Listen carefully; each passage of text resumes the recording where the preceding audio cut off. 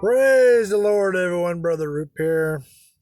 Enjoying a beautiful morning here in South Texas. It's late July, and we had a nice little cool front come down from Canada. Brought the temperature down to 69 early this morning, about 4 in the morning, and I was feeling good. And it's 9 o'clock, and still feeling good. Blue skies, sunny. It's in the 70s, humidity's low. Nice. Anyway, I'm enjoying it because it's not going to last long. It's going to be in the 90s this afternoon. Anyway, we are in chapter 11, the book of Acts, verse 14.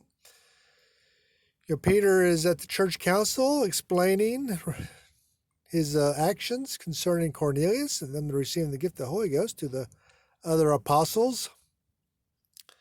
Apostles had heard what had happened and want a full accounting from Peter. Remember, there was no emails or phones back then, so they had to call for Peter. They had to call him before the desk, and say, "Hey, what's going on?" So Peter's rehearsing, and he's explaining Cornelius's vision, and this is the middle of Cornelius's vision. And this is all kind of rehashing what happened in the previous chapter, chapter 10. So verse 14, it says, "Who shall tell thee words whereby thou and all thy house shall be saved?" That's the angel talking to Cornelius, telling him to go to Joppa to get Peter and bring him to his house, and Peter will tell him the words that he needs to know to get saved. Now, it's interesting exactly what did Cornelius know at this point.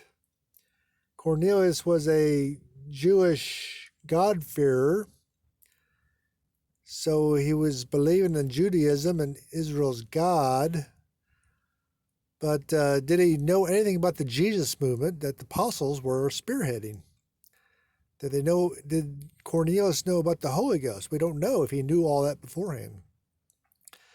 See, this has taken place about 8 years after Pentecost Sunday, when the 120 in the upper room got the Holy Ghost and Peter preached, and thousands were saved in Jerusalem. So this is 8 years later, 8 years of the apostles going around preaching and people getting the Holy Ghost, getting saved. Now, how much did Cornelius know about all that? We really don't know. We suspect he knew something about it, and maybe he was praying about it, because it's interesting how he used the words "thou shalt be saved." That's not usually a terminology found in the Old Testament, Judaism. And so that's Peter explaining how Gentiles got the Holy Ghost and were baptized and now in the church.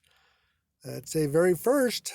They were the first Gentiles, and the apostles were astonished and curious and said, "Hey, where's this movement going?" And so it's big changes coming in.